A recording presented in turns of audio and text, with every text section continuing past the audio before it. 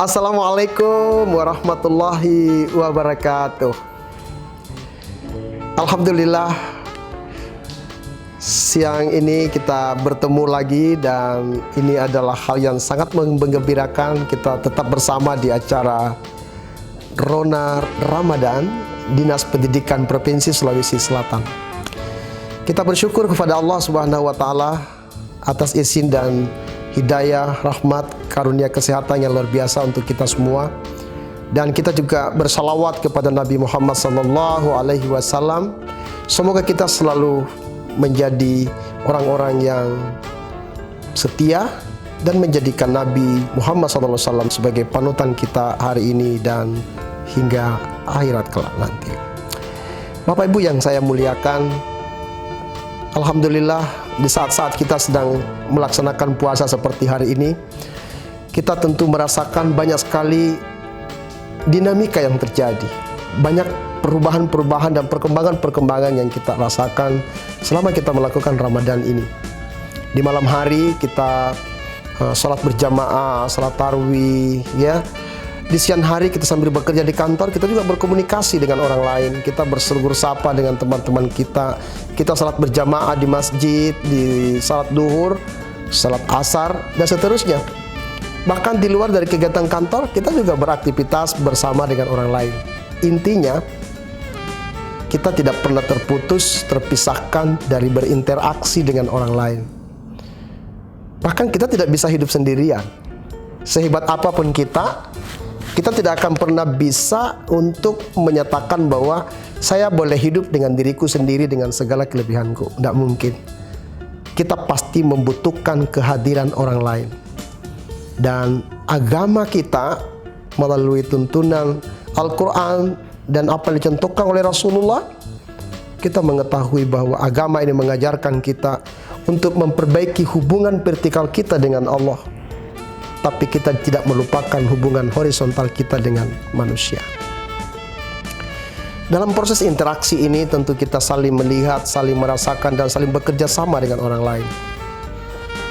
Banyak hal yang mungkin kita bisa lakukan, tapi juga banyak hal yang tidak bisa kita lakukan dengan diri kita sendiri. Begitupun juga dengan orang lain. Orang lain mampu melakukan berbagai hal sesuai kemampuannya, tapi mungkin juga banyak hal yang dia tidak bisa lakukan. Karena itu, hidup ini tidak boleh saling memandang enteng. Hidup ini tidak boleh saling melihat mengabaikan satu sama lain. Hidup ini harus kita bingkai dengan sebaik-baik bentuk kerjasama. Kenapa? Karena kita saling membutuhkan. Saya punya kelebihan, Bapak, Ibu mungkin punya kelemahan. Bapak, Ibu mungkin punya kelebihan, tapi saya sendiri punya kelemahan. Nah, untuk mendapatkan sesuatu yang terbaik, kita harus merasakan adanya kehidupan yang selalu bisa bersinergi, selalu bisa bekerja sama. Kelebihanku, saya bisa gunakan untuk membantu mengatasi kelemahan Bapak dan Ibu. Tapi kelebihan Bapak dan Ibu bisa saya gunakan untuk membantu mengatasi kelemahan saya. Bahkan kekuatan saya bisa saya gunakan untuk membantu memperkuat kekuatan Bapak Ibu. Begitupun sebaliknya, kekuatan yang Bapak Ibu miliki juga bisa membantu saya untuk makin lebih kuat. Kalau kuat bertemu dengan kuat, kita akan semakin kuat. Karena itu, kita harus satu kata, bahwa kita harus bekerja sama dan harus terus bersama dalam mengatasi setiap persoalan yang kita hadapi. Saya teringat pada satu ungkapan orang bijak, dan ini disampaikan oleh seorang tokoh pejuang kita di Sulawesi Selatan. Kita pasti tahu semua meskipun tidak pernah kenal dan ketemu orangnya, karena namanya itu sudah diabadikan menjadi satu jalan besar di Makassar ini, yaitu Andi Pangeran Petarani. Dia pernah punya ungkapan seperti ini: alai duai, akbiangi duai. Ambil dua, dan buang dua. Ini kalimatnya kalau kita dengar sepintas mungkin kita agak sulit mengartikannya, tapi sebenarnya dia sangat mudah dan gampang untuk kita aplikasikan. Ambil dua, buang dua. Maksudnya begini Bapak Ibu, kalau Anda punya kebaikan pada orang, lupakan. Tapi kalau ada kebaikan orang kepadamu, ingat. Kita sudah buang satu, sudah ambil satu ya. Terus satu lagi. Kalau ada kejelekan orang lain terhadap dirimu, lupakan. Tapi kalau ada kejelekan dirimu terhadap orang lain, ingat.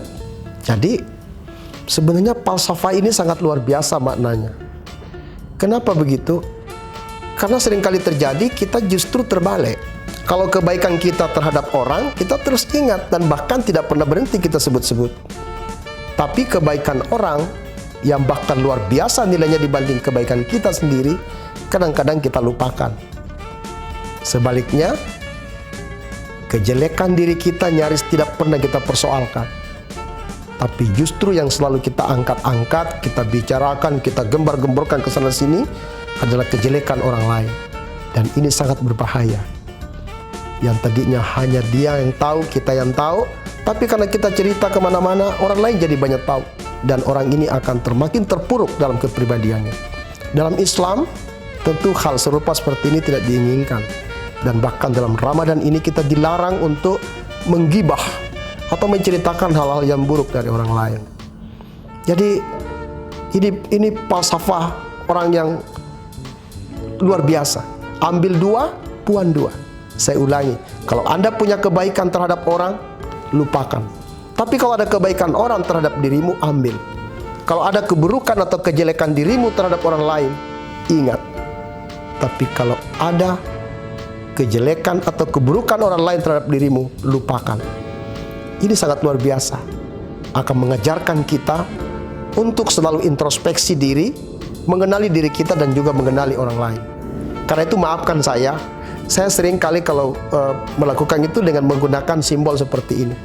Simbol seperti ini. Ibu jarinya ke atas, telunjuknya ke samping, dan 3 jarinya itu menunjuk ke dalam diri saya sendiri. Apa maksudnya ini? Ini adalah hubungan vertikal dengan Allah. Ini adalah hubungan horizontal dengan sesama manusia. Dan 3 yang ke dalam ini harus lebih banyak yang menunjuk kepada diri sendiri. Supaya kita selalu melihat, merasakan bahwa diri kita bukanlah segalanya bagi orang lain. Diri kita penuh keterbatasan. Kita harus introspeksi diri bahwa kita juga bukan makhluk yang sempurna, bukan manusia yang paling sempurna. Kita punya kelemahan. Untuk itu jangan pernah kita mengabaikan orang lain, karena orang lain adalah sosok yang penting bagi diri kita. Hargai orang lain, perlakukan mereka dengan baik, karena mereka adalah orang-orang yang mungkin akan sangat berarti dalam hidup kita. Agama mengajarkan kita perbaiki hubungan dengan orang lain, bangun hubungan vertikal dengan Allah, bahkan kenali dirimu dengan sebaik-baiknya. Dengan telunjuk 3 tadi, telunjuk yang ke diri kita. Orang-orang tasawuf bahkan mengajarkan itu. Kalau Anda ingin mengenali Tuhanmu, tidak usah jauh-jauh, kenali dirimu. Mereka sering mengatakannya seperti ini. Man arafa nafsahu faqad arafa rabbahu. Barang siapa yang mengenali dirinya, maka dia pun akan mengenali Tuhannya. Kenalilah diri kita, kenali orang lain, supaya kita lebih gampang dan lebih mudah untuk mengenali Tuhan kita. Demikian jumpa kita kali ini, semoga memberi manfaat. Dan kita akan berjumpa lagi dalam Ronda Disdik yang akan datang. Terima kasih. Subhanallah wa bihamdi, subhanakallahumma wa bihamdika, asyhadu an la ilaha illa anta wa nastaghfiruka. Wassalamualaikum warahmatullahi wabarakatuh.